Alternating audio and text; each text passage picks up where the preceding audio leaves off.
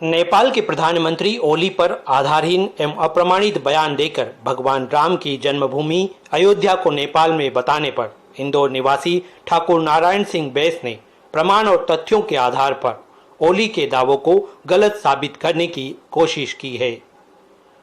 ठाकुर नारायण सिंह बैस सेवानिवृत्त police officer हैं।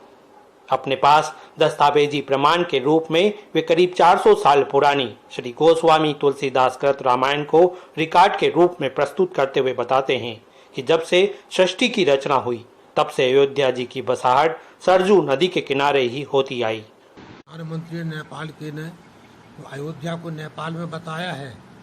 अयोध्या नाम के कई शहर हो सकते हैं, कई कस्बे हो सकते हैं, उसके कई प्रमाण अपने पास हैं। जैसे अहमदाबाद कई बसे हैं। अयोध्या जी नाम की दूसरी बस्ती भी हो सकती है, तो वो अयोध्या नाम की दूसरी बस्ती या कस्बा वहाँ नेपाल में हो सकता है। लेकिन जो राम जन्मभूमि वाली अयोध्या है वो भारत के अलावा कहीं हो ही नहीं सकती, क्योंकि उसका पुराना जब से सनातन धर्म से इतिहास चला आया है। अयोध्या जब भी बसती है किसी भी युग में वो सरजू के किनारे ही बसती है। सरजू और अयोध्या का अलग से ऐसा मेल मिलाप है जहां रामचंद्र जी जन्म लेते हैं। अगर सरजू के किनारे अयोध्या नहीं बसी तो उस अयोध्या में रामचंद्र जी जन्म नहीं ले सकते। उन्होंने बताया कि जब महाराजा दशरथ अयोध्या की राजगद्दी पर थे तब श्री राम जी का जन्म हुआ। उस समय अयोध्या की जनसंख्या 13,85,33,328 थी।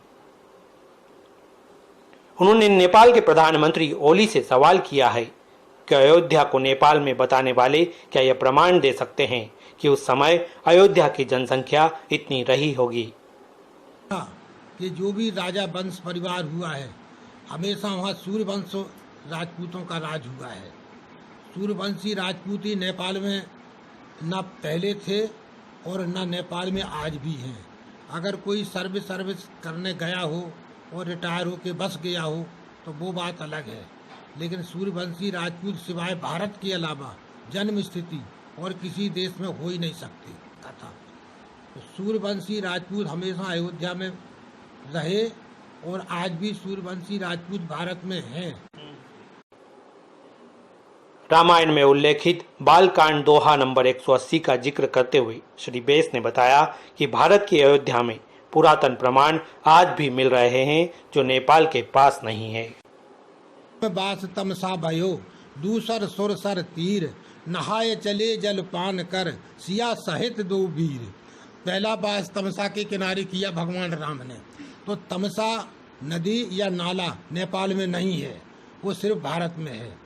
दूसरा बास किया उन्होंने गंगा जी के किनारे, तो गंगा जी के किनारे रात में विश्राम किया।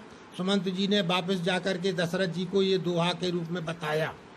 प्रथम बास तमसा भयो दूसर सुर सर तीर नहाए चले जल पान कर सिया सहित दो वीर। महाराज दशरथ जी, आपको मालूम होना चाहिए कि रामचंद्र जी ने वहाँ गंगा जी के किनारे नहाया, जलपान किया और फिर दोनों जने वनवास के लिए सीता जी के साथ में चले गए।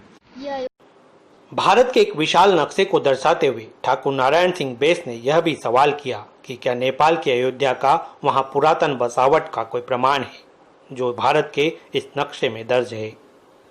क्या नेपाल राजस्व विभाग में पुरातन से अयोध्या राम जन्मभूमि के नाम से दर्ज है।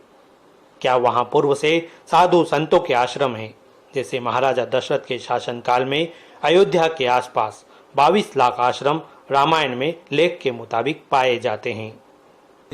उस समय अयोध्या की जनसंख्या 13,85,33,028 जनसंख्या थी। क्या इतनी बड़ी नेपाल में अयोध्या की बसावट कभी पाई जाती है? अगर पाई जाए तो ओला जी उसका प्रमाण दे तो उनके पास इसकी बसावट इतनी बड़ी है। इतनी बड़ी जनसंख्या के लिए बसावट के लिए काफ़ी लंबा चौड़ा मैदान चाहिए, जो नेपाल में इतनी लंबाई चौड़ाई का मैदान पहाड़ी इलाका होने के उससे हो ही नहीं सकता।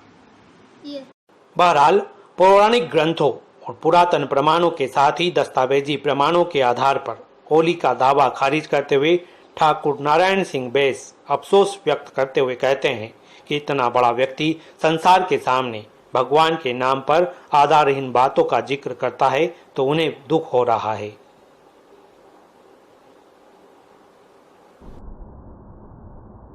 जो दावा है कि अयोध्या नेपाल में है, अयोध्या नाम का कोई कस्बा या कोई शहर नेपाल में हो सकता है, लेकिन राम जन्मभूमि वाली अयोध्या नेपाल में नहीं हो सकती। एक नाम के कई शहर बसे हो सकते हैं, जैसे एक नाम के कई आदमी पुरुष भी होते हैं, कई स्त्रियां भी होती हैं। ऐसे जैसे नेपाल में पशुपतिनाथ जी का मंदिर है, उसी प्रकार से नेपाल के पशुपतिनाथ जी का मंदिर है। अपने यहाँ भारत में मध्य प्रदेश में मंदसौर में भी पशुपतिनाथ जी का मंदिर है। तो एक नाम के कई जगह हो सकते हैं। तो जो श्रेष्ठ राम जन्मभूमि अयोध्या है वो भारत के अलावा कहीं नहीं हो सकता। भी जन्म हुआ वो अयोध्या में ही हुआ है। अयोध्या की अगर संधि विच्छेद करके उसका अर्थ लिखा जाए तो अयोध्या का है कि आर्यावृत के अंदर योग और ध्यान करने वाली जगह है, तो वो अयोध्या है।